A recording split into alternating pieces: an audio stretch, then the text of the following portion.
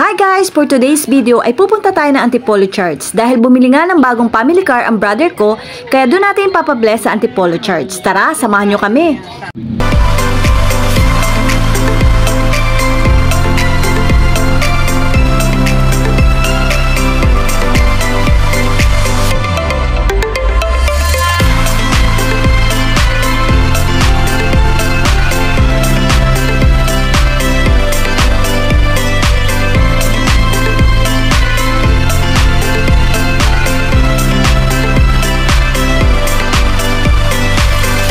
Ayan, at andito na nga tayo sa Antipolo Church. Papasok muna tayo sa loob ng simbahan para magdasal muna tayo at pagkatapos ay ang car blessing. So tara, pasok na tayo!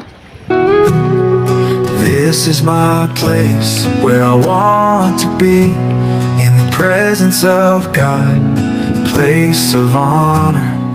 I will sing it and I will love our Father who is in the heavens forever.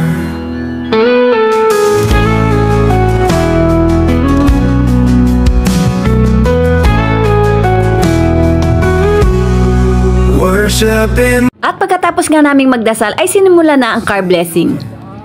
I will love our Father who is in the heavens forever.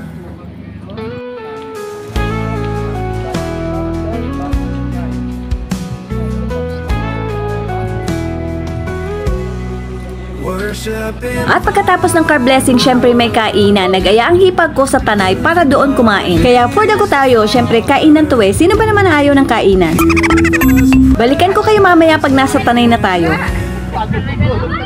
Your grace is kindness, that's all we have, and we want worship environment, perfect.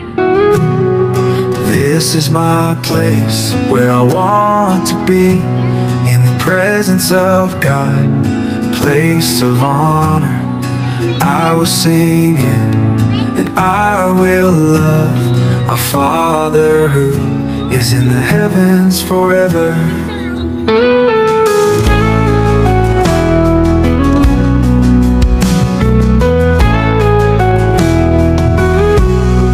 Worship environment, perfect love is the Father. At papasok na nga tayo dito sa ating kakainan sa Mangantilla Cafe and Restaurant. Dito nga pala ito sa Baras Rizal at hindi sa Tanay Rizal. Kilalang kilala sila dito sa Rizal dahil sa kanilang Instagrammable place. At kilalang kilala sila lalong-lalo na dahil dito sa kanilang napakagandang daanan papasok sa kanilang restaurant. Maraming ang dumadayo dito na mga vlogger at ito ay trending sa TikTok. Maraming tumitigil sa daanan na ito para mag-video at magpa-picture. Dahil nga napakaganda at para ka nasa ibang bansa. Hindi ko mapicturehan ng buo itong dinadaanan namin, pero ilalagay ko na lang ang picture para makita nyo kung bakit ba siya trending at bakit siya dinadayo. Pagkalagpas nga natin sa trending na daanan nila, ay ito namang farm ang ating madadaanan. Napakalawak ng farm na ito na dadaanan natin bago tayo makarating sa pinaka main entrance ng kanilang restaurant. Kaya't kung ang hanap nyo ay yung mga probinsya feels at nakaka-relax na lugar, ay magandang pumunta dito. Matatanaw nyo din mula rito ang tourist spot na windmill ng Pililla Rizal. Kaya kung may oras pa kayo, ay pwede nyo din sadyain ang windmill para mapuntahan nyo at pakita rin ito. Ayan, at andito na nga tayo sa Mangantilla Cafe and Restaurant.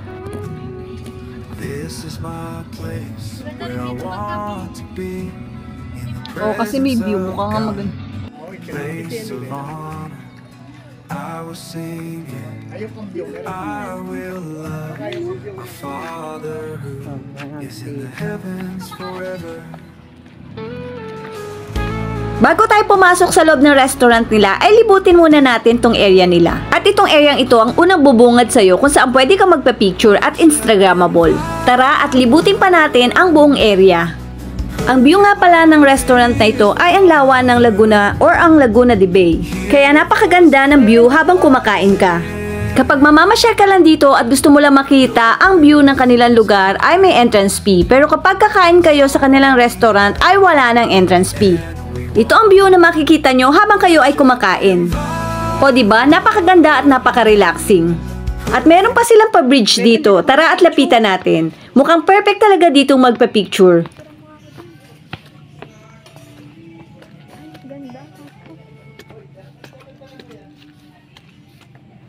O diba guys, napakaganda. Kaya kung gusto nyo mag-relax kahit panandalian at lumayo sa ingay ng syudad, ay perfect talaga ito na hindi kayo masyadong lalayo dahil ilang oras lang to away from Manila. Tapos meron din sila ditong flower area na napakaganda talaga. Perfect ang area na ito for photoshoot. Kaya hindi ko pinalagpas at talaga nagpa-picture ako sa area na to.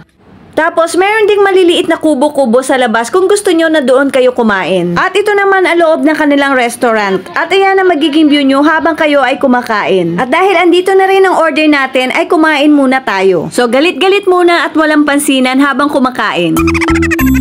Masarap din naman ang mga food nila. Ang pinaka nagustuhan ko ay ang kanilang sisig. At syempre, masarap talaga pag libre. So, balikan ko kayo mamaya at magko-concentrate muna ako dito sa pagkain ko. For dessert naman ay meron tayong halo-halo na masarap at panalo sa size ng serving. Unti-unti na nga lumulubog ang araw at ipapakita ko sa inyo kung ano itsura kapag gabi dito. Ayan, unti-unti nang nagsa-sunset. Napaka-peaceful and relaxed na lugar na to. Kaya kung gusto mong mag-emote-emote or something romantic ay perfect ang lugar na to. At tuluyan na nga lumubog ang araw guys at ipapakita ko sa inyo kung ano itsura dito kapag gabi. Ma-appreciate nyo din siya pag gabi dahil sa kanyang mga ilaw. Ito na ang itsura ng tulay na ipinakita ko sa inyo kanina kapag gabi. Tara, lapitan ulit natin.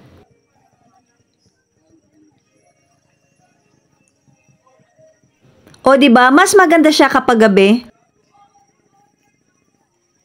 Napakatahimik dito. Maririnig mo lang ay ang hampas ng alon ng tubig.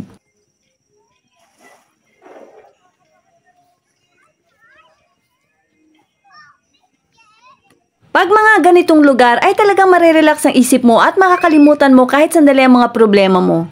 Fresh air, tahimik at napakagandang view. This is my place where I want to be, in the presence of God, place of honor. I will sing. Tara, libutin ulit natin para makita nyo kung anong itsura nito kapag gabi. Ito yung kanina na ipinakita ko na merong flower area. Kaya kung araw man o gabi kayo pumasyal dito ay pareho nyong ma-appreciate dahil maganda siya sa umaga at napakaganda rin sa gabi dahil sa mga ilaw. Worship environment. O diba maririnig nyo lang yung mga kuliglig?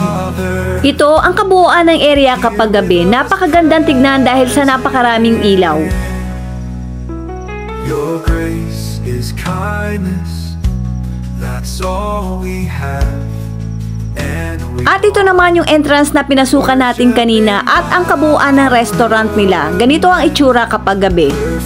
At ito naman ang itsura ng loob kapag gabi. Tara at iikot ko kayo sa loob para makita nyo ang kabuuan ng loob ng kanilang restaurant. Ito ang itsura ng loob ng kanilang restaurant at napakadami daw kumakain dito kapag weekends. Pero buti na lang at ngayong pumunta kami ay hindi ganun kadami ang tao. At ito na nga guys, pauwi na kami at ito naman ang itsura nung dinaanan natin kanina na papasok na maraming puno na ikinilip ko na picture. Ganito naman ang itsura niya paggabi. Napakaganda din dahil maraming ng ilaw. Madami daw bumababa o tumitigil ditong motorista dito sa trending na daanan nila para magpa-picture. Kaya naman pala trending ito sa mga social media ay napakaganda naman pala talaga mapaaraw man o mapagabi. Tignan nyo naman guys kung gaano naman talaga kaganda ang daanang ito. Napakaliwanag dahil sa napakadaming ilaw. Kaya hindi naman nakakapagtaka kung bakit maraming tumitigil dito para lang magpa-picture. So yun lang guys at maraming salamat sa muling pagsama sa aming pamamasyal. Sana'y nag-enjoy kayo sa panibagong lugar na ating napuntahan. Hanggang sa muli, thank you for watching!